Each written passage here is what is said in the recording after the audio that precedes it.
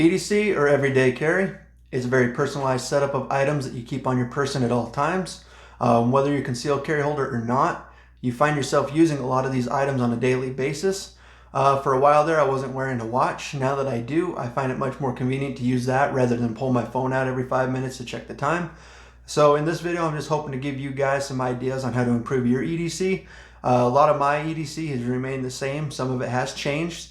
Maybe in the comments below, you guys can give me some ideas on how I can improve my EDC.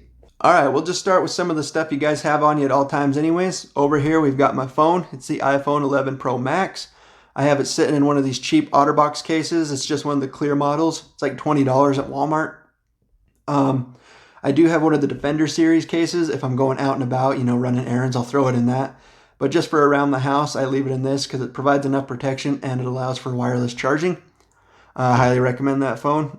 Paired with that phone, I've recently been using the Airpods Pros. They are expensive. This little green indicator, let's see if I can get it to let you know if it's green. It lets you know that your AirPods are charged. If they weren't fully charged, it'd be a little orange indicator. They've got some nice features on them, like wireless charging for the case, which is nice. Like I said, I'm a big fan of wireless charging. But the AirPods themselves have noise canceling and transparency mode. I don't need to really explain noise canceling. They're not the greatest noise canceling. I do have some over-the-ear headphones that are a lot better than these. But for a convenience factor, like I said, no bigger than a dental floss case. They provide plenty of noise cancellation. The transparency mode is what I use probably the most on these. I have pretty bad hearing, and I throw these in, turn on transparency mode. I wouldn't say it's like a hearing aid, but it does provide a little bit more clarity to conversations or just to my surroundings. Like if I'm going for a walk or something, I like to be aware of the traffic or what's going on around me. Like I said, they're $249. They're pretty hard to find right now. I was lucky enough to pick them up before they started getting sold out. What else can I say about them? That's about it. They're super nice. So if you're looking for a set of wireless earbuds and you've got the money to spend, I definitely recommend these AirPods right here. Let's move on to the wallet. The wallet I've been using recently is called the Fidelo. I don't know if you can see that right there. It's kind of out of focus. The Fidelo Wallet, it's just a little 1/2-inch card wallet. It's got this money clip right here, more of a strap, but you just throw a couple dollars in there. Right here, it's got a credit card slot. I usually leave my concealed carry permit or my ID up front. On the back, it's got another slot that you can fit 3 cards in. Instead of putting in some extra cards, I have this credit card wallet knife. This knife, I don't even know the brand name. I got it for Christmas like 8 years ago, and I've just kept it in every wallet I've owned. When you see the green, that lets you know the blade is locked into place. If you rotate it over to where the green disappears, you just push this knife out, you flip it over. You take the smaller side, fold it in. It's kind of a hassle to do. And then you take the large side, push that in, clip it. Got yourself a little utility blade or a box cutter, something like that. Like I've said, I've never actually had to use it. It does have some jimping right here, not very good. Obviously, you don't want to rely on this as your main knife or main tool. But, it's nice to have on you if you do forget your knife or anything like that. The reverse process to take it down, you just fold the large side, the knife will flip down, rotate it over, and then you rotate that knob till you see green. Lets you know the knife is locked into place. I just throw it right back into that back slot of my wallet. And there you go. Another cool feature about this, like I said, it's a 1/2-inch thick. The previous wallet I was carrying was a Carhartt trifold, just their traditional leather wallet. It was about 2 inches thick. So this is a lot smaller, a lot lighter weight. One of the coolest feature about this is this little push tab right here. You just push it to the right and it fans out your cards. You can fit up to, I believe it says 5, but I've made 6 cards fit. Right here, I just got some gift cards just for demonstration, but you would put like your debit or credit card in the back and your least important cards up front. The reason you put your debit in the back because it fans that one out the tallest. So if you're going to pay for something, you just pull it out. So that's a cool feature. Most of these, if not all of these items I'm showing you, will have a link in the description below where you can pick them up online. Anyways, let's continue over here. These are my keys. I just got my car key, my house key, my shed key, and I just carried it all in this cheap carabiner, which I should probably replace because it's starting to not close all the way anymore. Anyways, I added a keychain tool. It's the Kershaw PT-2. It's got a flathead screwdriver on this side, a bottle opener, a seatbelt cutter slash pry tool, I'm not quite sure. On this side, it's got another bottle opener or a can opener. I don't know why I just went out of focus. There we go. It does have a pry tool on both sides. It's angled so you can get a nice wedge if you need to pry something on both sides. It's got the notch cut in it right here for a nail. If you have a stuck nail, you pry it in, pull it out. I don't know if you can pick that up on camera, but it's got a little flathead screwdriver right there on the very tip. It's kind of hard to see. There it is. I actually use this quite a bit, more than the multi-tool I carry, because it's so convenient and so small. It's just easy to grab. In the middle, it's got 3 nut removers. They're like 3 size wrenches, so if you have a stuck bolt or something, you can fit it right here in the middle and just unloosen it. It's got some pretty aggressive texturing, so if you do need to use it as a wrench or something like that, you won't let go. See if I can get that texturing on camera. Yeah, good enough.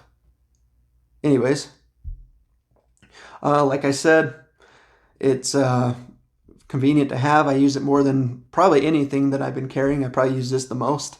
And you just throw it in your keychain. It weighs maybe an ounce, 2 ounces. And that's pretty much everything as far as just my basic carry that's on me no matter where I'm at.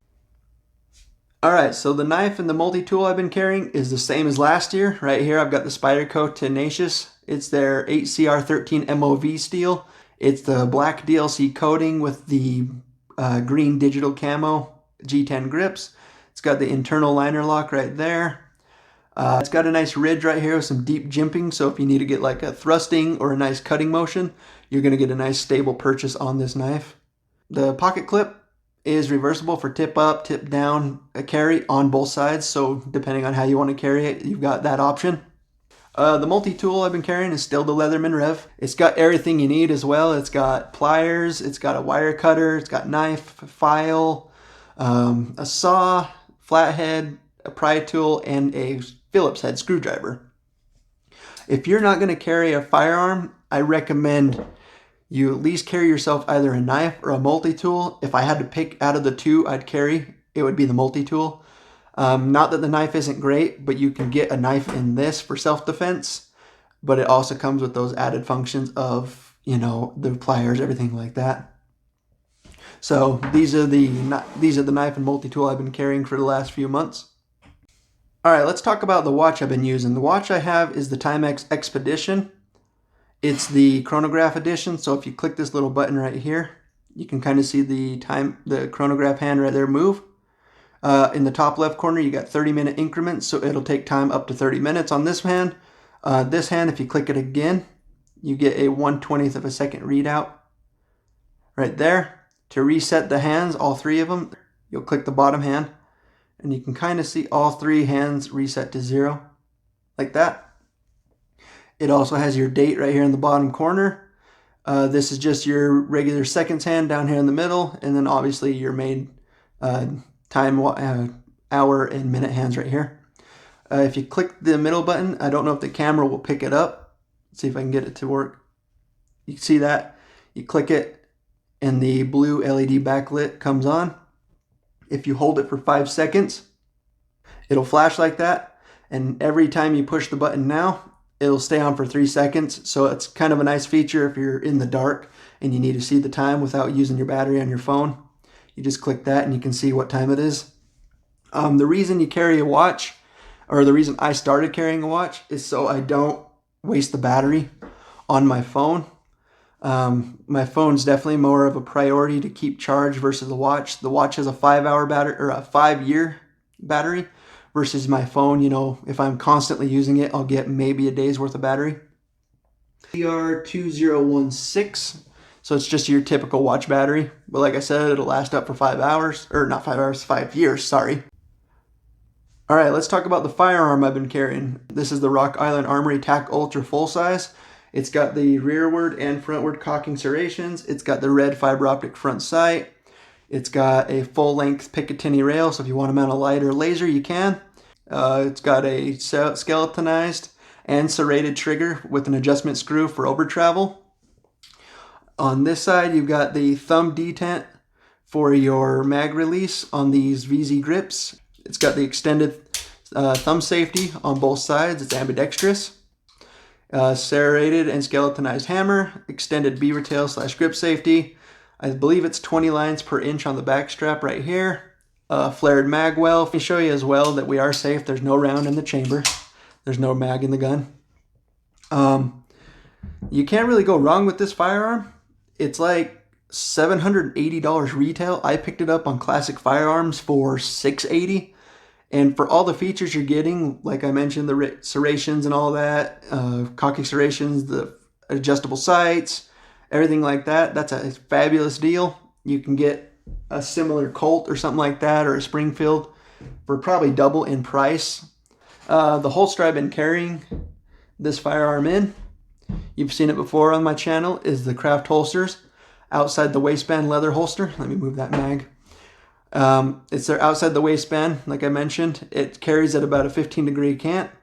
The stitching on it's holding up super well. I've had this for about 3 months now. Been carrying it ever since. But yeah, anyways, that's the firearm and the holster I've been carrying the firearm in. Let's take a look at the mags I've been carrying. It only does come with one 8-round mag. It's an AC mag from Italy. Perfect function. It's a blued finish with an extended base plate right here. I purchased a Pro Mag. It was like $19.99 at my local gun shop. It's an 8-round mag as well. It's got an extended base plate too. It does sit at a different angle. Let me move the holster out of the way. It sits at a different angle, as you can kind of see. I don't know if it'll pick it up. Yeah, right there you can see this one's more of a steep angle, and this is more straight up and down. It doesn't affect functionality. Surprisingly, for a $20 mag, it runs just fine. You will notice when you stick it in though, it doesn't fit as flush. It does leave a gap right here up front. That's pretty much the only difference between that one and the factory mag. So yeah, that's the firearm and the mags I've been carrying. The last thing is this mag holster, concealed carry brand off of Amazon. It's like a 2-for-1 cheapo nylon mag holster. To be honest, they're garbage. As you can see, you just turn it over. There's no resistance. There's no retention on it. It's just going to slide out. I don't want to just let it slam against the table, but it's not very good. I might try to tighten it up somehow. Maybe stitch it a little tighter right here on the edges. The pocket clip holds fairly tight. I think I might try to bend it because I do want to get a good use out of these.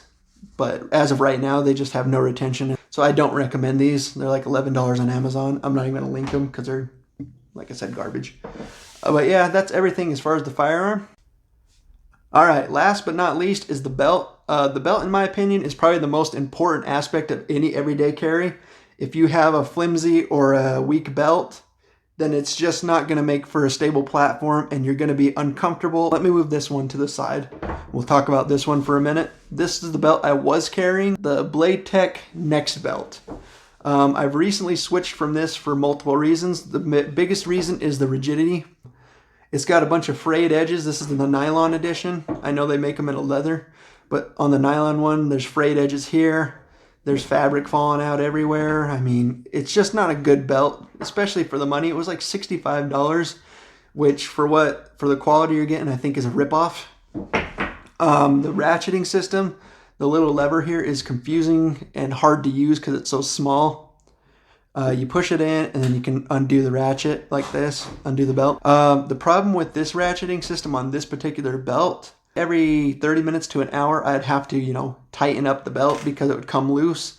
I don't know if it's the mechanism in the ratchet itself or if it's in the teeth on the belt. I don't know which one it is, but it just doesn't hold up well, and it doesn't carry a firearm that well. It doesn't hold up my equipment. Even when I was carrying my XDS, which is a much smaller, lighter weight, it still had sag and it wasn't comfortable. So I recently got rid of that belt and swapped it out for this belt right here. This is the Core Essentials X5. It's their tactical nylon gun belt. And you can probably already tell just from looking at it, the rigidity. It's pretty much horizontal when you pick it up. It's the same system. It's the same ratcheting system as the Next belt. But this one's a lot more robust. Like, listen to the difference in the ratchet. It's just a better built belt. Not only that, but the ratcheting system, the little lever on this isn't like tucked in so hard, so far that I can't access it. It sits out a little farther. The adjustments on this are just like the next belt. It's the 1/4-inch ratcheting system. This one I have not had to readjust at all. I set it and it just stays. It doesn't come loose on me. It does come with like a little loop that goes around the belt, and it holds this part right here into the body, because as you can see, it's so rigid it wants to just stick out straight. So it does come with that little Velcro strap that holds it in nice and tight. This belt right here is a much better platform than that next belt. It holds the weight of that firearm, plus the mag carriers, plus my knives, everything. And for the same price, that next belt I paid, like I said, I paid around $60, $65 at my local Cabela's. This one I purchased on their website for $55, so it's actually cheaper and it's a higher quality belt. If there's anything I left out, please leave in the comments below things that I forgot, and so I can update my everyday carry. And I just want to say thanks for stopping by, and we'll see you in the next video.